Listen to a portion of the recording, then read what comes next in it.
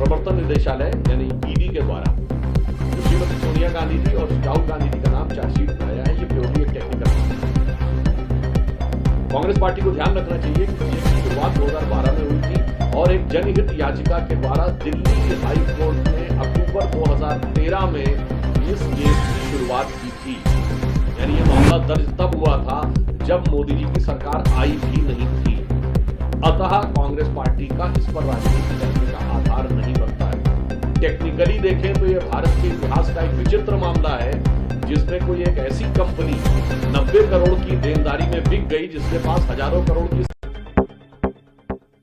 ED ने कथित national Herald money laundering मामले में राहुल गांधी, सोनिया गांधी और अन्य के खिलाफ दिल्ली की राउज एवेन्यू कोर्ट में अभियोजन शिकायत दर्ज की है। भाजपा सांसद सुधांशु तिवारी ने कहा, यह एक तकनीकी मामला है। कांग्रेस पार्टी को यह ध्यान रखना चाहिए कि यह मुद्दा 2012 में शुरू हुआ था और दिल्ली उच्च न्यायालय ने एक जनहित याचिका के माध्यम से अक्टूबर 2013 में इस मामले की शुरुआत की थी। यह मामला तब दर्ज किया गया था जब पीएम मोदी की सरकार आई भी नहीं थी, इसलिए कांग्रेस पार्टी के लिए इस पर राजनीति करने का कोई आधार नहीं है।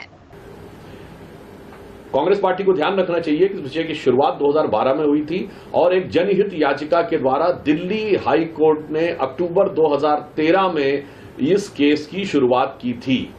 यानी यह मामला दर्ज तब हुआ था जब मोदी जी की सरकार आई भी नहीं थी। अतः कांग्रेस पार्टी का इस पर राजनीति करने का आधार नहीं बनता है।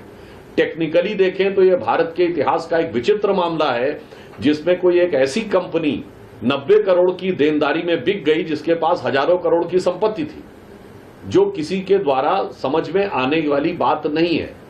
तीसरी बात यह थी कि कांग्रेस पार्टी के द्वारा इसमें 76% शेयर सिर्फ राहुल जी और सोनिया जी के पास है। मतलब राजनीतिक दृष्टि से बहुत साफ दिखाई पड़ता है कि 2/3 से अधिक सिर्फ आपके पास रहेगा और बाकी किसी के पास नहीं।